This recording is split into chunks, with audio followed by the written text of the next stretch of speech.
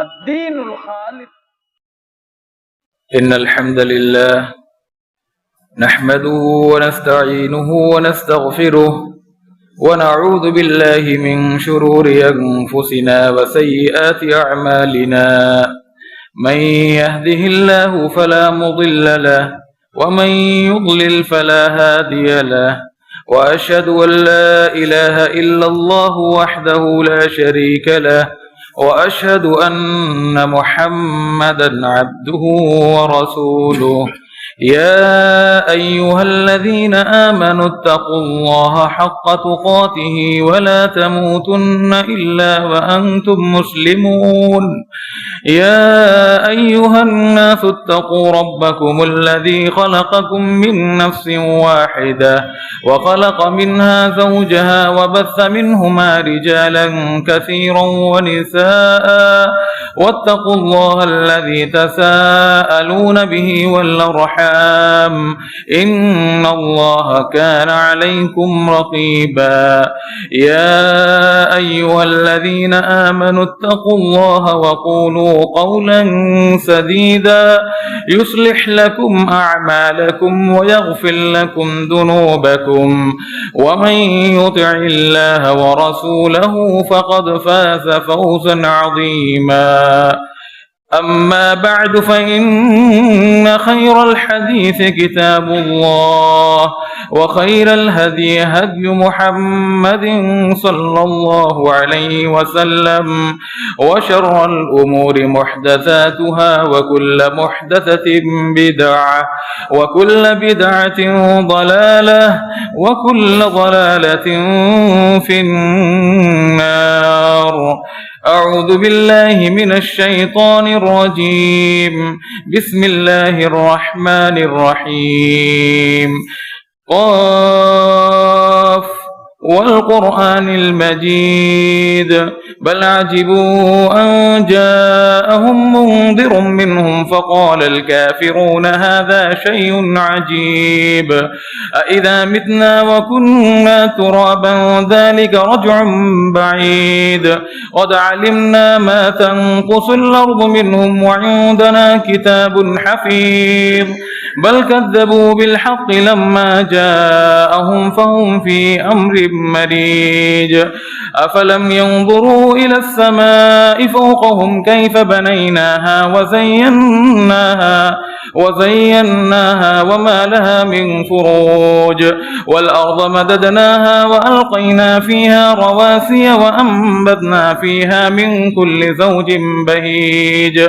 تبصرة وذكرى لكل عبد منيب.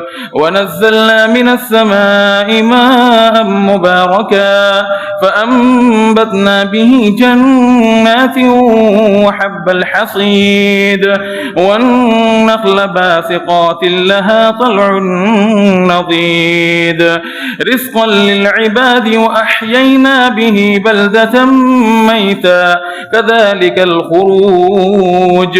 كذبت قبلهم قوم نوح وأصحاب الرس وثمود وعاد وفرعون وإخوان لوط وأصحاب الأيكة وقوم تبع كل كذب الرسل فحق وعيد. أفعينا بالخلق الأول بل هم في لبث من خلق جديد. معزز حاضرین جمعہ، دینی اور اسلامی بھائیوں، عزیز نوجوان دوستو، پردہ نشین اسلامی ماں اور بہنوں،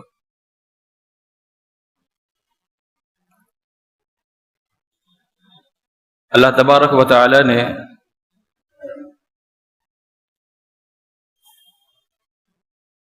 اس دنیا میں ہمیں اپنی عبادت کے لیے پیدا فرمایا ہے،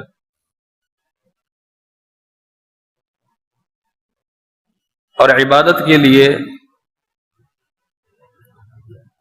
سال، مہینہ،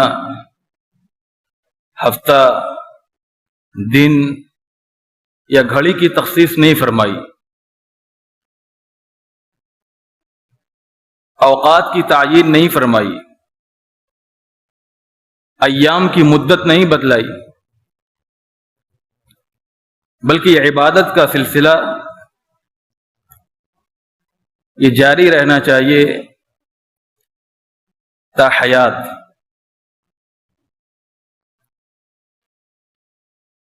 حسن بصری رحمۃ اللہ علیہ فرماتے ہیں ان اللہ لم یجعل لعمل المؤمن اجلا دون الموت، اللہ تبارک و تعالی نے بندے کے عمل کے لیے کوئی حد مقرر نہیں فرمائی، کوئی سیما نہیں ہے، کوئی قید نہیں ہے کہ کسی ایک دن کے لیے عبادت کریں، ایک مہینے کے لیے عبادت کی جائے، ایک ہفتے کے لیے عبادت کی جائے۔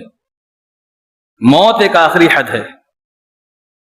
اگر عبادت کا اور عمل کا سلسلہ تھمنا چاہیے، رکنا چاہیے، تو موت کے ساتھ رکنا چاہیے۔ قرآن مجید میں اللہ رب العالمین نے خود اپنے آخری نبی محمد عربی صلی اللہ علیہ وسلم کو حکم دیا کہ آپ رب کی عبادت کرتے رہیں یہاں تک کہ آپ کو موت آ جائے۔ وَاعْبُدْ رَبَّكَ حَتَّى يَأْتِيَكَ الْيَقِينُ۔ لیکن اللہ کا فضل و کرم ہے اور بندوں پر اس کا انعام اور احسان ہے کہ اس نے چند ایام اور مہینوں کا، دنوں کا انتخاب فرمایا ہے، اس اعتبار سے کہ دوسرے دنوں پر اجر و ثواب کے اعتبار سے ان ایام کو فضیلت دی۔ یہ فضیلت والے ایام جو اللہ تبارک و تعالی نے ہمیں عطا فرمائے ہیں، یہ اللہ کا احسان ہے، اس کا فضل ہے، اس کا انعام ہے، اور اس کا مقصد یہ ہے کہ بندے ان فضیلت والے ایام کو غنیمت جانتے ہوئے ان میں زیادہ سے زیادہ نیکیاں کر کے اجر عظیم حاصل کر کے اپنی نجات کا سامان کر لیں۔ فضیلت والے ایام ملے ہمیں جن میں بڑے اجر و ثواب کا وعدہ کیا گیا ہے، درجات کی بلندی کا وعدہ کیا گیا ہے، مغفرت کا وعدہ کیا گیا ہے اللہ تبارک و تعالیٰ کی طرف سے، اس لیے تاکہ انسان اس میں نیکیاں کر کے زیادہ سے زیادہ اجر عظیم کا مستحق اپنے آپ کو بنا سکے۔ افسوس کی بات یہ ہے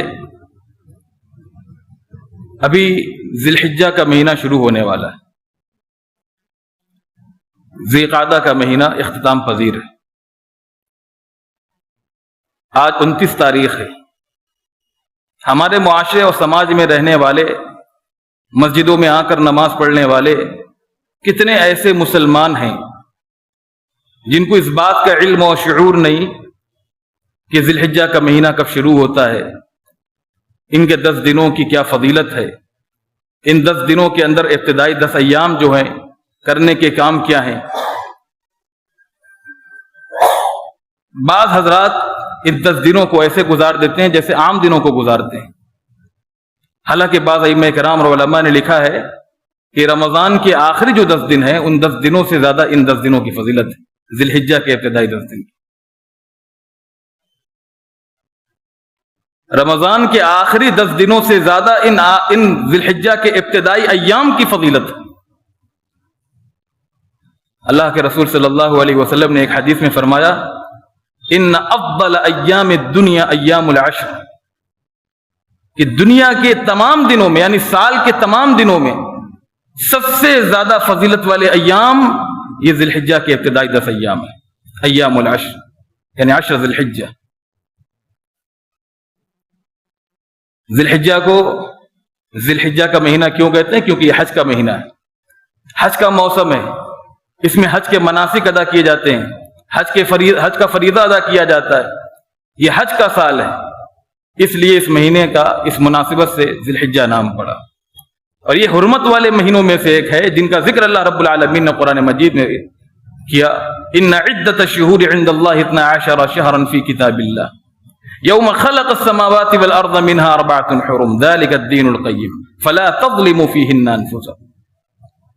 12 مہینے ہیں سال کے، ان سال کے 12 مہینوں میں 4 مہینے کو اللہ رب العالمین نے قابل تکریم بنایا، ان کو عظمت عطا فرمائی، ان کو احترام والا بنایا۔ ان احترام والے مہینوں میں نیکیاں کرنے کا حکم دیا گیا ہے، زیادہ سے زیادہ اللہ کی اطاعت میں اپنے آپ کو مشغول رکھنے کا حکم دیا گیا ہے۔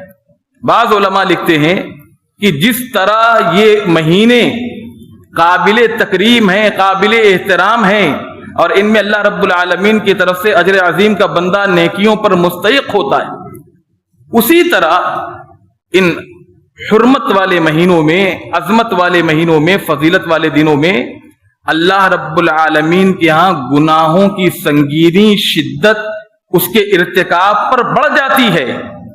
اگر ان دنوں کے اندر بندہ گناہ کرتا ہے تو گناہ کی سنگینی اور شدت خطرناکی زیادہ بڑھ جاتی ہے، اور اللہ رب العالمین کے ہاں ممکن ہے کہ وہ گناہ جو معمولی گناہ ہو اس کے لیے وبال بن جائے۔ اس لیے جس طرح نیکیوں کی فضیلت ہے اسی طرح گناہوں کی سنگینی اور شدت بھی ہے۔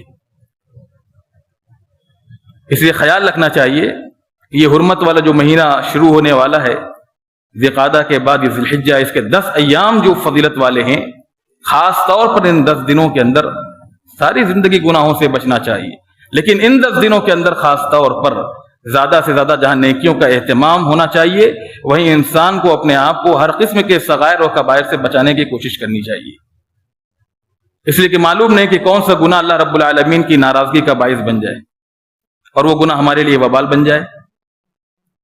بڑی مشہور روایت ہے صحیحین وغیرہ کی، ایک نیکی کا عمل، یعنی ایک گناہگار عورت نے کتے کو پانی پلایا، وہ کتا پیاسا تھا، اللہ رب العالمین نے اس کی ساری سیئات پر عفو و کرم فرماتے ہوئے اس کا ٹھکانہ اللہ رب العالمین نے جنت بنا دیا۔ اور ایک عورت نے ایک بلی کی جان لے لی ظلم و زیادتی کرتے ہوئے، بھوکا پیاسا رکھ کر کے اس کو باندھ دیا، اللہ رب العالمین نے اس کے لیے جہنم کی وعید سنائی، اور اس کو بھی ویسے ہی سزا دی جائے گی جیسے اس نے بلی کو سزا دی۔ تو کون سا معمولی عمل گناہ کا ہمارے لیے وبال جان بن جائے اور آخرت میں ہمارے لیے ہلاکت کا باعث بن جائے، اس کا پتہ نہیں ہے۔ اس لیے اللہ رب العالمین نے خصوصی طور پر حرمت والے مہینوں کا ذکر کرتے ہوئے فرمایا فَلَا تَظْلِمُوا فِيهِنَّ أَنفُسَكُمْ، ان حرمت والے مہینوں میں گناہوں سے اپنے آپ کو بچانا، ظلم و زیادتی کے ہر کام سے اپنے آپ کو بچانا، آگاہ رہنا اللہ کی ناراضگی کا کوئی کام انجام نہ ہونے پائے۔ میرے بھائیوں، عشرہ ذی الحجہ جو ذی الحجہ کے ابتدائی دن ہیں، ان کی عظمت کا، ان کی اہمیت اور فضیلت کا اندازہ اسی بات سے لگایا جا سکتا ہے کہ قرآن کریم میں اللہ رب العالمین نے ان کا تذکرہ کرتے ہوئے ان کی قسم کھائی۔ سورہ فجر کے اندر اللہ رب العالمین فرماتا ہے والفجر، قسم ہے فجر کی، ولیال عشر، اور 10 راتوں کی۔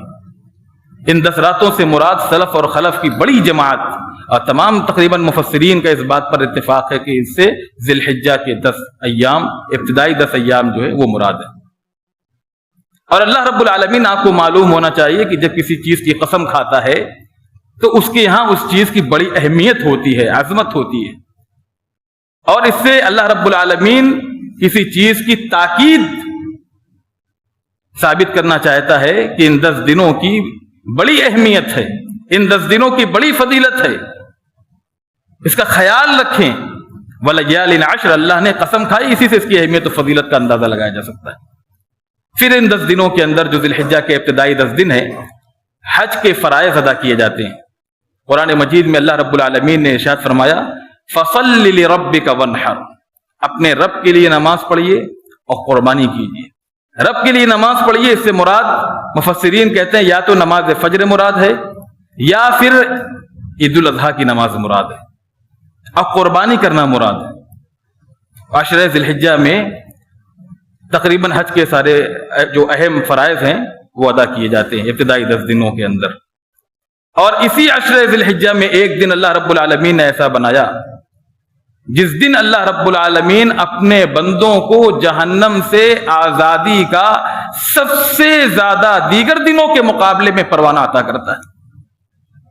بے شمار لوگوں کو اللہ رب العالمین جہنم سے آزاد کرتا ہے، اور وہ دن ایسا دن ہے جس دن اسلام کی تکمیل کی بشارت سنائی گئی اللہ کی طرف سے، اسلام مکمل ہوا، اس کی بشارت سنائی گئی اللہ تبارک و تعالیٰ کی طرف سے کہ الیوم اکملت لکم دینکم واتممت علیکم نعمتی ورضیت لکم الاسلام دینا۔ اے نبی صلی اللہ علیہ وسلم، آج میں نے آپ کے لیے آپ کے دین کو مکمل کر دیا، الیوم اکملت لکم دینکم واتممت علیکم نعمتی، اور اپنی نعمت تمہارے اوپر تمام کر دی، واتممت علیکم نعمتی ورضیت لکم الاسلام دینا، اور بطور دین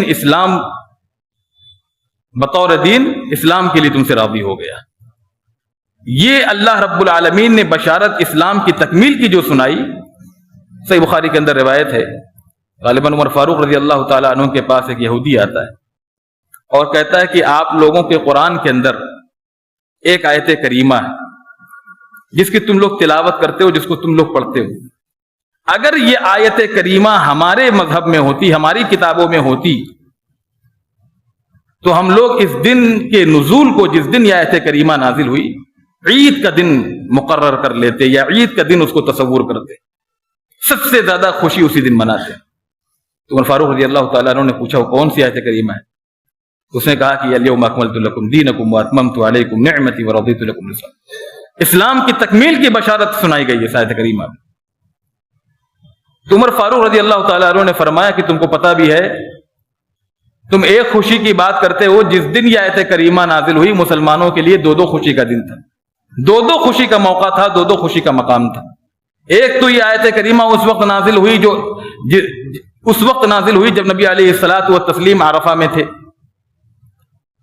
اور آپ کو معلوم ہے کہ عرفہ کے دن اللہ رب العالمین اپنے بندوں سے میدان عرفات میں قریب ہوتا ہے اور فرشتوں پر فخر کرتے ہوئے، مباحات کرتے ہوئے کہتا ہے ما اراد ہؤلاء، یہ لوگ کیا اللہ رب العالمین سے مانگ رہے ہیں، یعنی گناہوں کی مغفرت، اللہ رب العالمین سے توبہ استغفار کے ذریعے سے کیا مانگ رہے ہیں؟ اجر و ثواب، جنت، اللہ کی رضوان اور رضامندی۔ حالانکہ اللہ خوب جانتا ہے، لیکن فرشتوں پر اللہ رب العالمین اپنے بندوں کی عبادتوں کی وجہ سے، ان کی گریہ وزاری کی وجہ سے، ان کی دعاؤں کی وجہ سے اللہ رب العالمین فرشتوں پر فخر کرتا ہے، اور صرف فخر نہیں کرتا ہے بلکہ قریب ہوتا ہے اللہ رب العالمین۔ اس حدیث علماء نے یہ ثابت کیا ہے کہ اللہ رب العالمین کا بندوں سے، نیک بندوں سے ان کی نیکی کی بنیاد پر قریب ہونا ثابت ہوتا ہے۔ وَإِنَّهُ لَيَدْنُو ثُمَّ يُبَاهِي بِهِمُ الْمَلَائِكَةُ، اللہ بندوں سے میدان عرفات میں قریب ہوتا ہے۔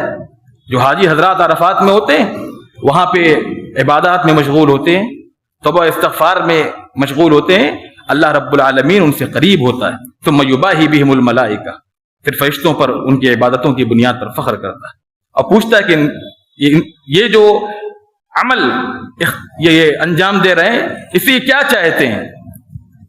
حالانکہ اللہ کو معلوم ہے کہ وہ اللہ رب العالمین کی رضا اور رضوان کے طلبگار ہیں۔ تو ان 10 دنوں کی بڑی فضیلت ہے، اتنی فضیلت ہے کہ صحابہ کرام نے رسول اکرم صلی اللہ علیہ وسلم سے پوچھا کہ جہاد کی بھی اتنی فضیلت نہیں؟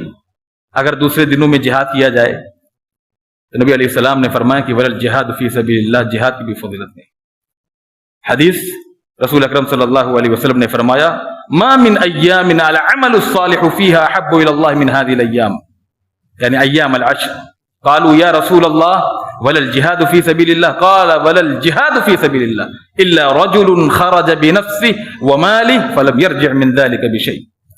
ان 10 دنوں کے اندر جو اعمال کیے جاتے ہیں، نیکیوں کے جو بھی عبادتیں کی جاتی ہیں، حسن نیت کے ساتھ، اخلاص کے ساتھ، سنت کے مطابق، اللہ رب العالمین کو ان 10 دنوں کی نیکیاں سال کے تمام ایام سے زیادہ محبوب ہیں، زیادہ پسندیدہ ہیں۔ ان 10 دنوں کی نیکیاں اللہ کو بہت محبوب ہیں۔ صحابہ کرام نے پوچھا کہ دوسرے دنوں میں جہاد کی بھی وہ فضیلت نہیں؟ تو آپ نے فرمایا کہ جہاد کی بھی وہ فضیلت اور وہ اہمیت نہیں، ہاں یہ کہ انسان الا رجل خرج بنفسه وماله فلم يرجع من ذلك بشيء، اپنی جان اور اپنا مال لے کر نکلے میدان جہاد میں اور دشمن سے برسر پیکار ہو اور پھر اپنا مال اور اپنا جان سب وہیں قربان کر دے، یعنی شہید ہو جائے تو پھر اس کا مقام اللہ رب العالمین کے ہاں بڑا ہے۔ اتنی اہمیت ہے ان 10 دنوں کے اندر کہ اللہ رب العالمین کو جو بھی بندہ عمل کرتا ہے دوسرے دنوں کے مقابلے میں اس کی نیکیوں کی اللہ رب العالمین کے یہاں بڑی قدر ہوتی ہے، اتنی قدر اور دنوں میں ان نیکیوں کی نہیں ہوتی۔ اس لیے خاص طور پر ان 10 دنوں کو اللہ کی عبادات میں گزارنا چاہیے۔ ان 10 دنوں کی اہمیت کی ایک وجہ یہ بھی ہے کہ اللہ رب العالمین نے اس میں عرفہ کا دن رکھا ہے، عرفہ کا دن رکھا ہے جس کے بارے میں میں نے ابھی بیان فرمایا. یہ عرفہ کا دن وہ دن ہوتا ہے جس میں اللہ رب العالمین ما من یوم اکثر من ان یعتق اللہ فیہ عبدا من النار من یوم عرفہ، اللہ رب العالمین سب سے زیادہ تمام دنوں کے مقابلے میں اپنے بندوں کی گردنوں کو جہنم سے آزاد کرتا ہے عرفہ کے دن، تمام دنوں کے مقابلے میں عرفہ کے دن.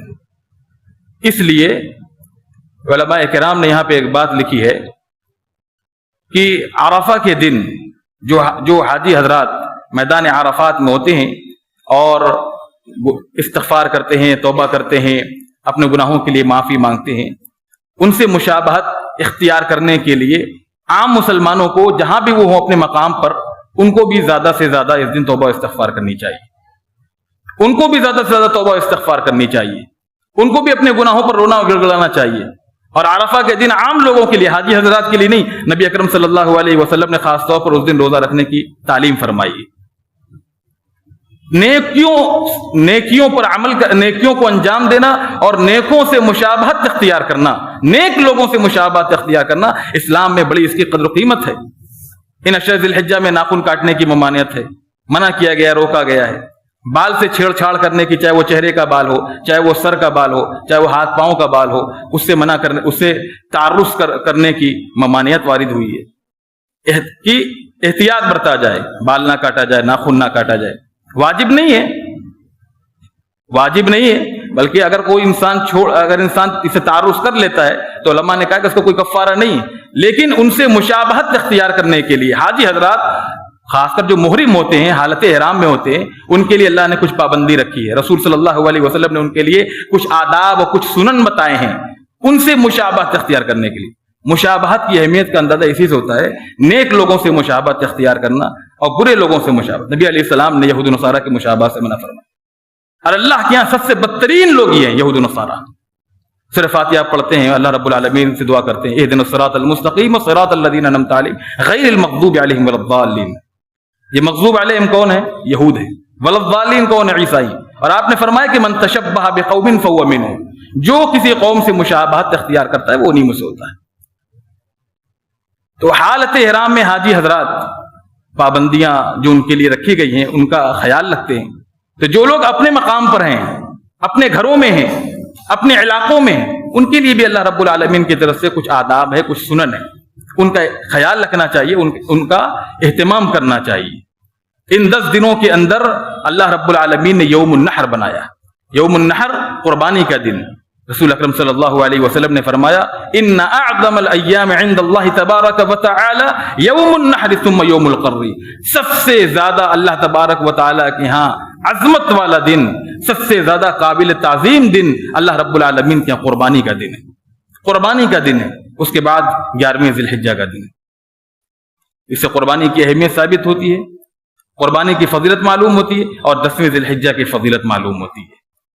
حافظ ابن حجر، شیخ الاسلام ابن تیمیہ اس سے قبل، اور حافظ ابن قیم رحمۃ اللہ، یہ تمام ائمہ کرام نے یہ بیان فرمایا ہے کہ ان 10 دنوں کو رمضان کے آخری 10 دنوں پر فضیلت حاصل ہے اس اعتبار سے کہ دن کی عبادات ان ذی الحجہ کے ابتدائی 10 دنوں کے اندر زیادہ ہے.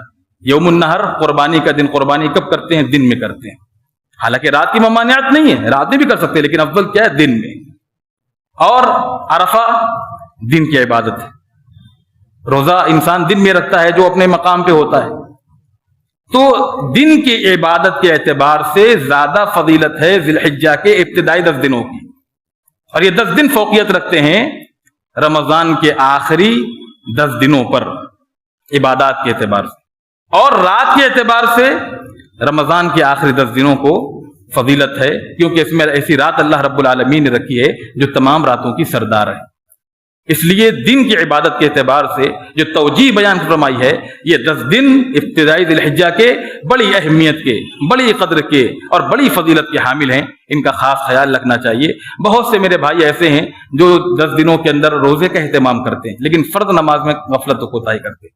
دیکھیے اللہ رب العالمین کے ہاں سب سے زیادہ بندہ جن چیزوں کے ذریعے سے قربت حاصل کرنے کی کوشش کرتا ہے، ان چیزوں میں سب سے زیادہ محبوب شے فرائض ہے، فرض نماز اور فرض جو بھی عبادات ہیں. وہ رسول اکرم صلی اللہ علیہ وسلم نے فرمایا وما تقرب الی عبدی بشیء، اللہ تبارک و تعالیٰ فرماتا ہے کہ جو بندہ جن چیزوں کے ذریعے سے میرا قرب تلاش کرتا ہے، ان تمام چیزوں میں جو چیز مجھے سب سے زیادہ محبوب ہے، مما افترضتہ علیہ، وہ فرض ہے، فرائض ہیں۔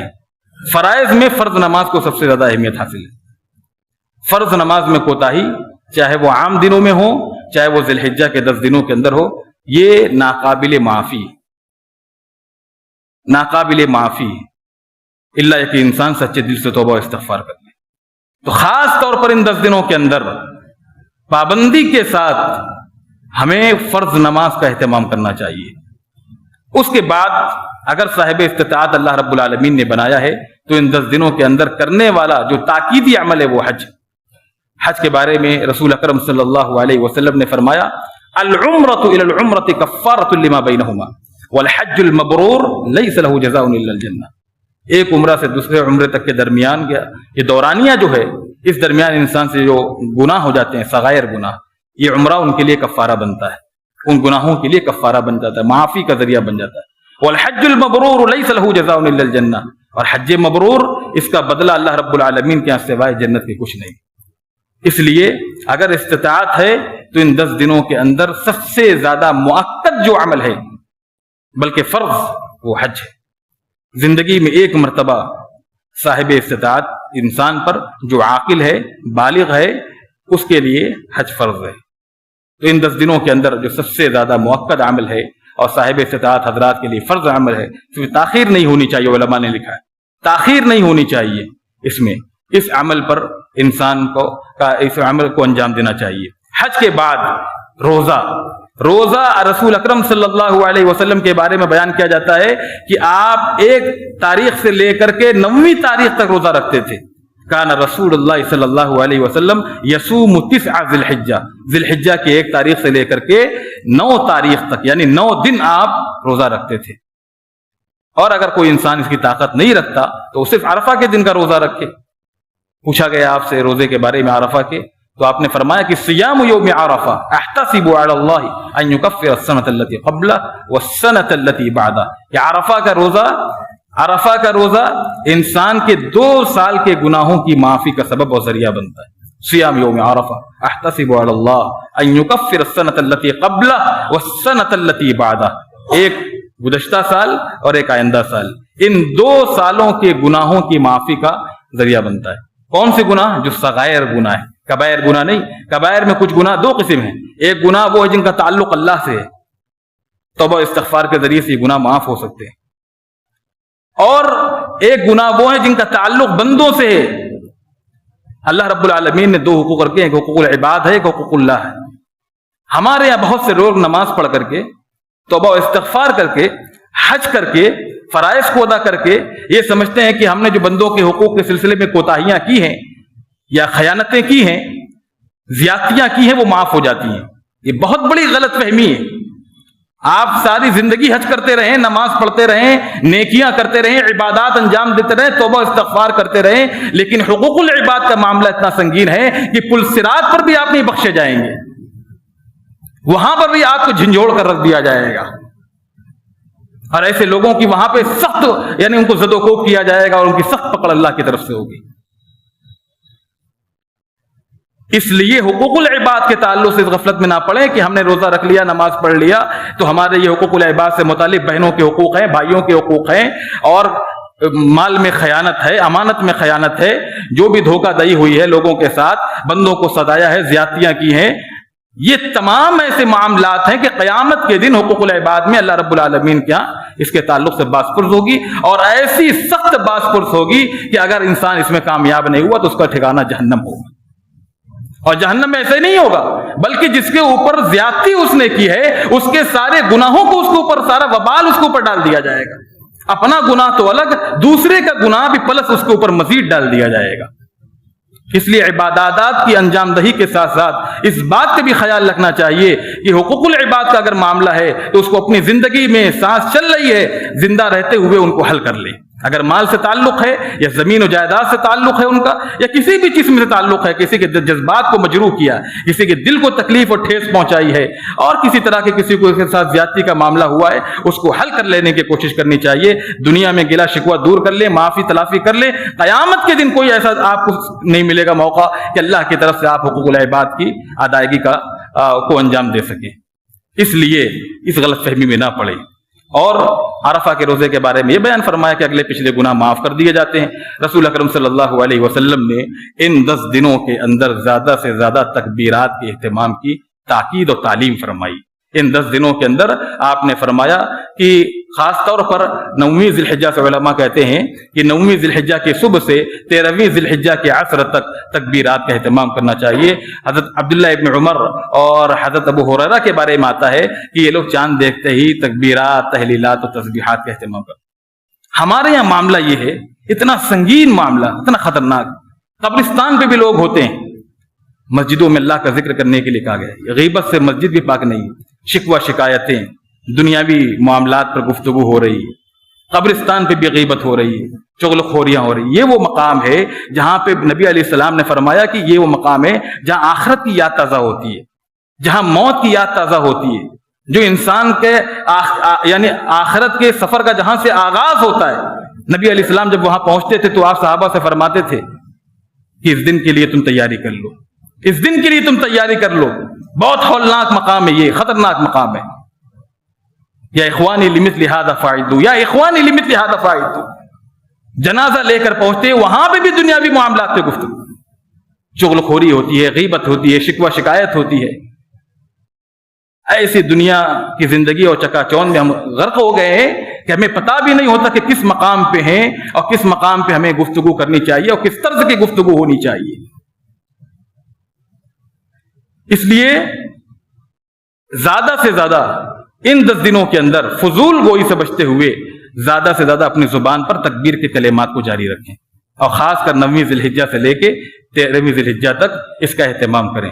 آپ نے فرمایا کہ ما من ایام اعظم عند اللہ ولا احب الیہ العمل فیہن من هذه الايام العشر فاکثروا فیہن من التہلیل والتکبیر والتحمید.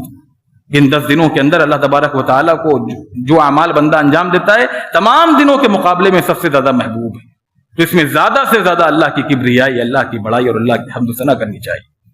اور میں نے بتایا کہ جب انسان قربانی کا ارادہ رکھتا ہے تو قربانی کرنے والے کے لیے یہ سنن اور یہ آداب رکھے گئے ہیں محرم سے مشابہت اختیار کرتے ہوئے کہ وہ ان تمام چیزوں کا خیال رکھے کہ اپنے بالوں کے ساتھ چھیڑ چھاڑ نہ کرے اور اپنے ناخنوں کے ساتھ تعرض نہ کرے.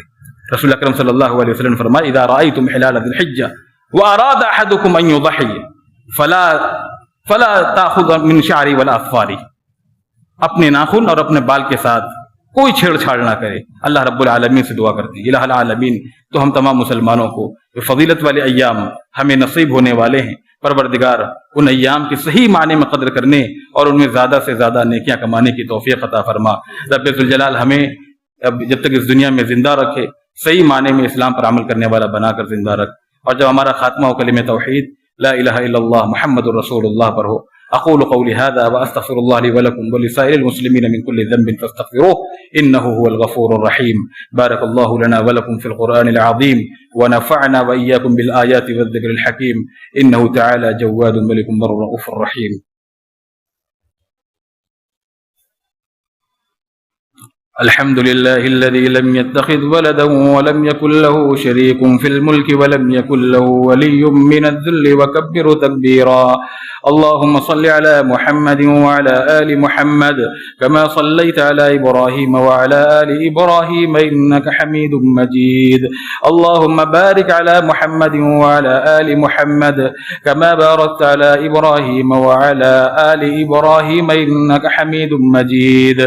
عباد الله رحمكم الله إن الله يأمر بالعدل والإحسان وإيتاء ذي القربى وينهى عن الفحشاء والمنكر والبغي يعظكم لعلكم تذكرون. واذكروا الله يذكركم وادعوه يستجب لكم ولذكر الله تعالى أعلى وأولى وأعز وأجل وأتم وأهم وأكبر.